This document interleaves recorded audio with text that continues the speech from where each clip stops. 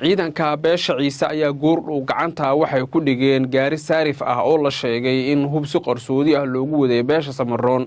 gaarigan wuxuu ku safriyay inta u dhaxaysa Seylac iyo Lughaye waxaana gacanta ku haya ciidanka beesha ciise. haddaba waxaan kugu soo gudbin doonaa wararkii ugu dambeeyay amuurta ku saabsan. sidoo kale qodobada kale aan kula wadaagi doono waxaa qayb ka noqon doona Cabdiraxmaan Cirro madaxweynaha Somaliland oo sheegay in uu ka quustay in uu heshiis dhex dhigo beelaha ciise iyo Samaroon isagoo oo la yaabay hubkan tiraha badan halka ay beesha ciise ka keentay. waan kula wadaagi doonaa hadal uu jeediyay Cabdiraxmaan Cirro. waxaan kale ku soo gudbin doonaa haddii Allah awoodda loo raali ka noqdo maamulka waqooyi bari oo si weyn u adkeeyay amniga taliska Goojacade halkaas oo la filayo in saldhigyo waaweyn laga sameeyo. qodobadaas iyo qodobadii kale nagu soo kordha ayaan saaxiibayaal idin faahfaahin doonaa maanta oo Jimcaha ee soo dhawaada. haddii taa markii kugu horeysay ku soo biiri Daraja Media waxaad heli doontaa wararka iyo warbixinada xasaasiga ah oo mar walba halkan aan ku daabacno. aragtidaadana qaybta commentiga ee noogu reeb. waxaan ku bilaabayaa qodobkeena ugu horeeya ee ciidanka beesha ciise ayaa salaadii Jimcaha kadib waxay gacanta ku dhigeen gaari yar oo saarif ah oo ay wateen 3 nin isla markaana la sheegay inuu waday qoryaha fudud ee AK47 iyo sidoo kale 2 qori oo shanshuutar ah. gaarigan waxaa la sheegay inuu ka soo ambabaxay Seylac Lughayana oo u socday. malaha ciisaha halkaasi jooga waaba ay ka warqabeen gaarigan oo dhabaha ayaa loo galay kadibna raggii waday inta indhaha laga xiray ayaa gaari kale oo Cabdibilaa la saaray. gaarigii saarifta ahaa ee hubka wadayna ciidanka beesha ciise ayaa si sharci ah ula wareegay.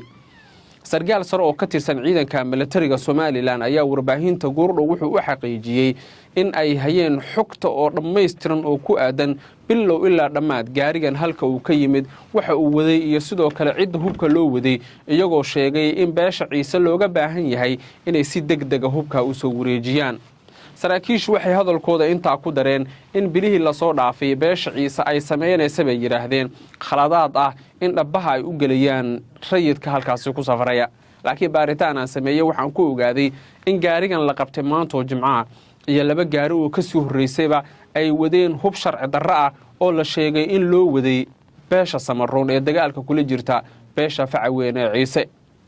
gaariga saarifta ah waxaa la sheegay in hadda loo qaaday ama loo kaxeeyay dhinacaas iyo taliska weyn ee ciidanka beesha ciise ee Heemaal halkaas oo la sheegay in laga sii wadi doono oo la geyn doono meelo kamid ah gobolka dawlad deegaanka Soomaalida gaar ahaan Diridhaba iyo deegaanada hoos yimaada si halkaasi maxkamad ay u wajahaan raggan hubka sharci darrada ah u waday beesha Samaroon. Samaroonku ciisaha waxay hadda kala kulmayaan in cunaqabateyn inaba aan caadi ahayn. markaad eegtid cunaqabateynta ku socota beesha Facaweyn ee cunaqabateynta ku socota beesha taagta daran ee Samaroon dabcan ciisuhu waxay sameynayaan wax la yiraahdo xeeladaysi oo ah in horta cunaqabateyn la saaro ciidanka Samaroon kadibna ciidankoodu ay isdhiibaan sidaasna ay xaaladdu u noqoto mid degan sida ay hadda qorsheynayaan saraakiisha iyo mas'uuliyiinta beesha ciise. daawadayaal hore waxaan idinku sheegay in marka laga hadlayo tasiilaadka marka laga hadlayo hubka marka laga hadlayo isxeeladaysiga iyo xataa marka laga hadlayo sirdoonka in ay ku gacan sareyso beeshan la yiraahdo ciise. malaha ciisaha Djibouti baa dhanka sirdoonka ka taageeraya ma sheegi karo.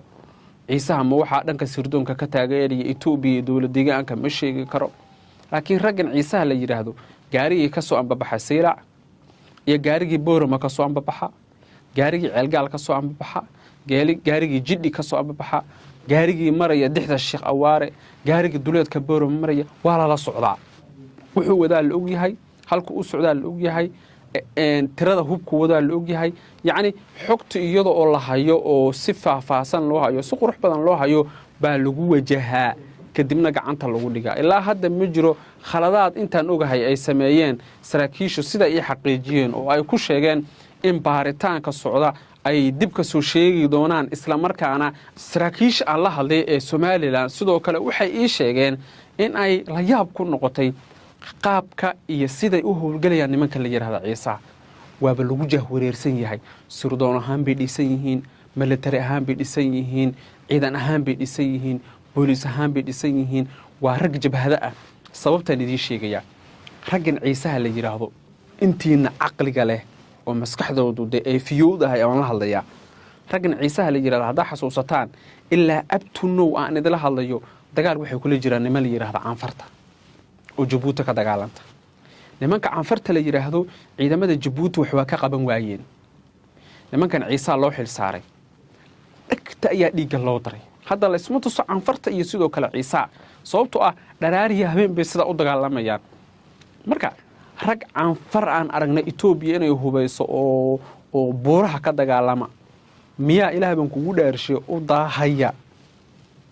u biyo luqsanaya rag aan weligood buur ka dagaalamin oo qoriga ugu weyn ay ku dagaalamayaan uu yahay AK-47 marka la yaab bay noqotay in ciidanka beesha ciise ay sirdoon ahaan ka dhisan yihiin tactic ahaan iyo qaab walbana ay ka dhisan yihiin hadda markaad sidoo kale eegtid in Jabuuti aan hor dhowr jeer waxaan ka shakiyay in Jabuuti raggan ay sirdoonka ka taageerto laakiin waxaan ogaaday in raggan ciisuhu ayba u samaysan yihiinba sidii dowlad goboleed ciidamo booliis ay leeyihiin ciidamo waxay leeyihiin militariga ciidamo waxay leeyihiin asluub bay leeyihiin ciidamo waxay leeyihiin maxaabiista marka la soo qabta qaabilsan marka raggii odayaasha ahaa ee ciisaha ahaa gaarigaas bay gacanta ku dhigeen wuxuu u socday beesha Samaroonsaan xogta ku ogaaday wuxuu ku soo kordhana waan idiin soo gudbin doonaa markana madaxweynaha Soomaaliland Cabdiraxmaan Cirro ayaa salaadii jimcaha kadib waxa uu kulan degdeg iskugu yeeray golihiisa wasiirada waliba kuwa ka soo jeeda gobolka Awdal kulanka albaabada ayuu u xiran yahay oo hadda aan kula hadlayo ayuu socdaa warar iyo macluumaad aan helayo waxay tilmaamayaan in kulanka looga hadlayo qodobo waaweyn oo ay ka mid tahay arinta dagaalka ciisaha iyo Samaroonka sida ay ciisaha mar walba ugu suurta gasho in maxay tooy ay dagaalka ku gacan sareeyaan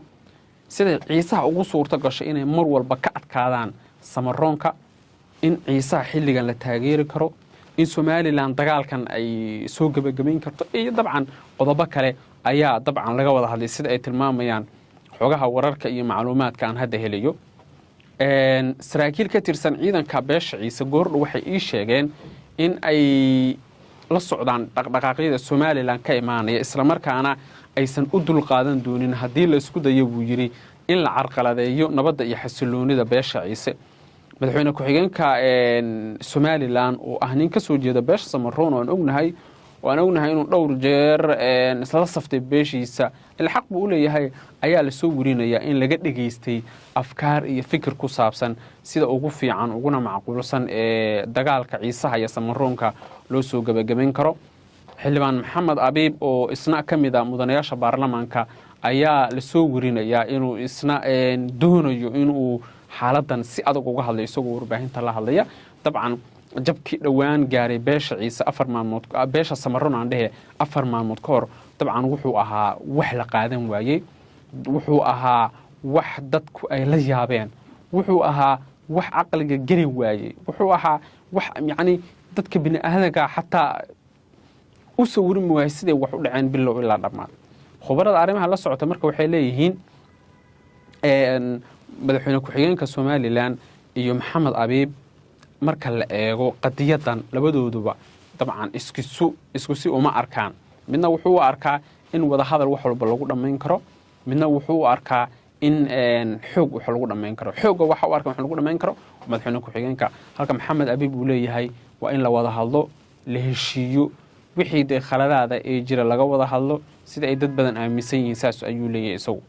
waayahay saaxiibayaal waynu arki doonaa iyadan halkaasi waxay ku soo kordha markana taliska gooja caddo ciidanka Soomaaliland laga saaray sanado ka hor ayaa amnigiisa si weyn loo adkeeyay dawladda Soomaaliya ayaa halka rabta inay saldhigyo ciidan ka sameeysato sida ay wararku tilmaamayaan saraakiil sare oo ka tirsan ciidanka maamulka waqooyi bari waxay sheegeen in ciidamada halkaasi lagu kordhiyay Soomaaliland waxay u aragtaa caqabad hadii dawladda Soomaaliya halka ay saldhig ka dhisato sida ay xogaha iyo wararku tilmaamayaan waxay ku soo kordha waan arki doonaa saaxiibayaal haday tahay markii ugu horeysay jimco wanaagsan baan ku leeyahay subscribe darajo media wararka iyo warbixinada halkan aan ku daabacno baa dabcan la socon doontaa soo dhawaada saaxiibayaal meel kasta oo aad joogtaan sharaf iyo karaamo